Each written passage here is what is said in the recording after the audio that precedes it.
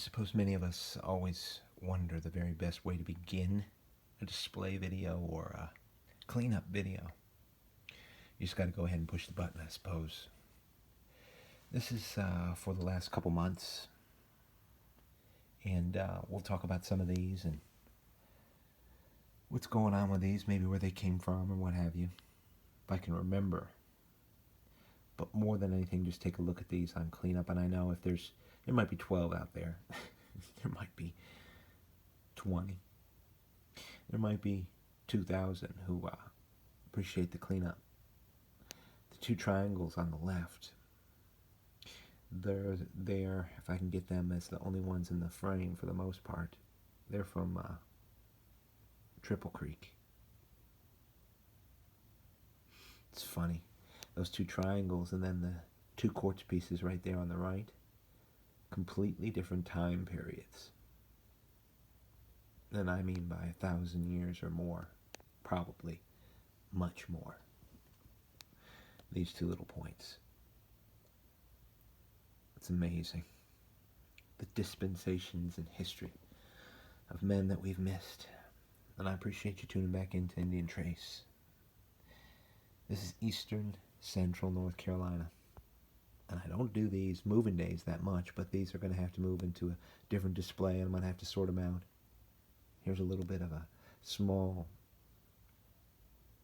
at least around here in Eastern North Carolina, Overstreet calls them Guilfords. That's a little bit of a Guilford Yuma.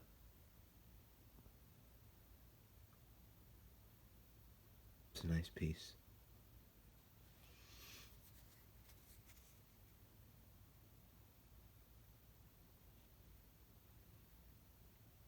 Quartz is hard to work, so when it's worked right around, you can feel, most of the time you can feel the workmanship better than you can see it, to be honest. But that's a great piece, I think. You don't find them that often, the small Guilford Yumas. And there's a lot in here that catches the eye.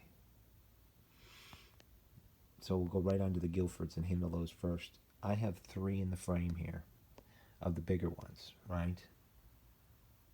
1, 2, 3. It's a funny thing because these 3 Guilfords, at least, and I'll just go by Overstreet's explanation of things. That's a straight base Guilford. That's a Guilford stemmed. And this is a Guilford Yuma Classic for study viewpoint. What's neat to me is on some of this rhyolite, you can tell where they had it hafted for a while. Whatever they used for glue or sinew always changed the patina. Whether it took 100 or 200 years for that itself to biodegrade, you'll see a discoloration very often on the rhyolite points where they were hafted. Rhyolite seems to be very susceptible to that. Here's a Guilford Yuma from Site 2.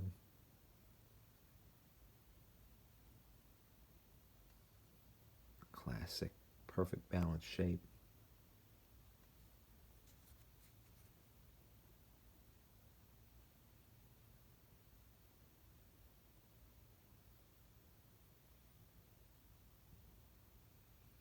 One little break, which is unfortunate. It looks new too, but that's just the way it rolls.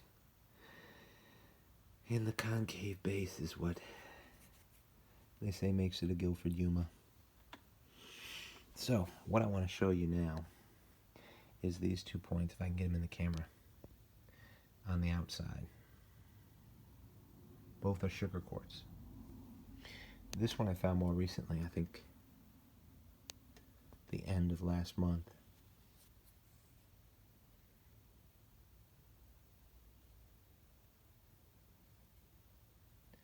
Funny thing is, I don't have a whole lot of broken sugar quartz. A little bit, but sugar quartz is so resilient. No wonder they used it. I wonder how they napped it real well. Comes in lots of different colors. It's great stuff. I'm sure they thought so too. Of course, through the months I found a lot of pottery. I have put that in a different area. And then this is one of the favorites. Now these all that we're seeing here in this shot are favorites, of course, for the last couple months. Things I have to seriously consider into a different display. All the rest of what I found, I find a way to give it away. I don't ever mind on this sugar quartz, or when they were working a point for that, I guess you guys who nap have a name for that, the hump. They just can't get that middle off, and they don't really need to. It comes to being thin, it's going to do its job. You can see where its hafting point is for it to be hafted. But this stuff is just so tough. I feel how sharp it is. If you could pick it up, you'd feel how sharp it is. You can see right there, it's a pretty good view of it. Right there, it's all ability to be hafted right in. Devastating. Devastating. I mean, you're talking about a serious impact. If put on target, it's going to maim a big animal. It's 50 caliber below. So here's a couple. I have a great scraper made out of a flint that they make scrapers out of around here, and I don't find too many points made out of that flint. Not too many at all. But I do find scrapers out of that. And soapstone. Now I have about 6 of these spools. Since finding them, I looked at them again, and I do not think at all that they were used to wind any sinew in the carved out area of this. Every one of these, and they're all about round. Some of them are more oval, but they are soapstone, C-tight. But every one, if you'll look, every single one of them, if I pull them out, maybe I'll display them all one time, have this distinctive curve up and down right there. Now, if that was an accident, just them trying to get around the outside of it and make an even groove like they did there, no problem with this kind of stone. But on every one of them, you've got this S-curve right there. And it is pronounced on every one of them. So that leads me to believe that these were for something specifically different. God, the mysteries of a great race of men and women. Great race. Yeah, a lot of you talk about it. It would have been awesome to see them living, producing, hunting, making their textiles, their clothes. Look at these 2 points. I'm checking my time. This was found at Site 1. It's a great basic point made out of, I think it's a local rock. Of course, the quartz is. That quartz was found at the cove. Just nothing to shake a stick at. And here's another piece of quartz that's found at the cove. The piece on the left here, Little Morrow Mountain, was found Sacred Sands in Site 1. Some people talk about thinness, but look at that. And I'm telling you, the machines, the rototills, not just the discs, but the rototills are violent. I don't even know how this stuff, I think sand preserves it.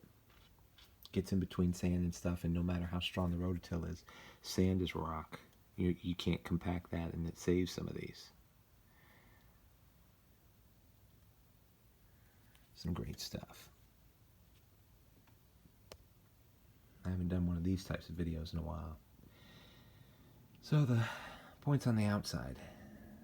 Probably the most recent find. I think it was, I don't know, this week.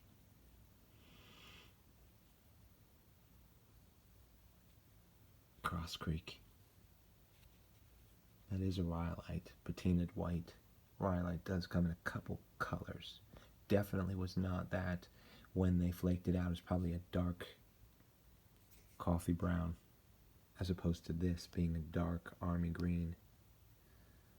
This being a super dark army green when they flaked it out. And then the other across, found at Saponi. Just museum grade stuff. Out in the field, around the other movies or whatever, you just can't, videos, you just can't see this kind of clarity. It's perfect natural light here in the afternoon. Most of the stuff I don't totally know what to do with it all. I keep it, I preserve it. When I die, it'll be in the hands of somebody else to do what they want with it, and it won't matter to me then. But for now, I'll just keep it safe. There's a huge amount of curators at the museum that you out there who are on this artifacts community, you already are well ahead of them in terms of central thought, understanding of your sites, and understanding even of the different periods and what's going on in terms of the North American Indian. So I'm not going to just consider giving my collection to a museum, that's for sure. I don't support their politics anyway. Those are incredible points right there. From Site 2. Then the two flanking it. This and this. I think they're eared Yatkins, but all these in my world are just great ancient Indian hunting points. My only change out there now is that I have no need to find any of it. I was talking to a friend the other day and I said, you know what, it's strange. I'll go out and maybe I'll find a great piece that I absolutely love. And it does happen. But I'm out hunting for masterpieces. And this right here is a whole group of masterpieces, for the greatest part. I don't know if I'll keep them all, but they have impressed me enough to set them aside. I think that's a really great look at everything.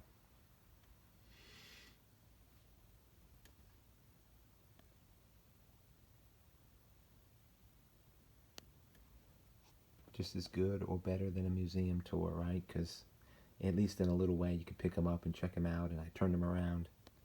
In a museum they could be displayed wrong or tied up in wire or whatever they're doing. Only display 1, 2, or 3 in a case trying to make a setting. I don't know. It's just, there are some fantastic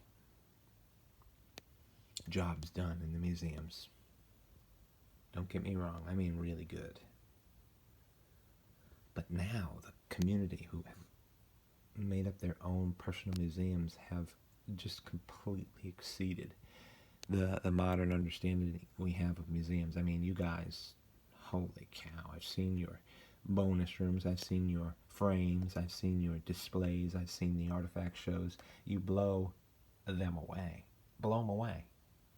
I think they're envious when it comes to the North American Indian and how you represent them, and you have the resilience and the freedom to do so. I will end with this. So many of the antiquity laws are so messed up and so out of place, and they do not honor the North American Indian. But so many of you guys definitely do. My hat's off to you. Hope you find out there.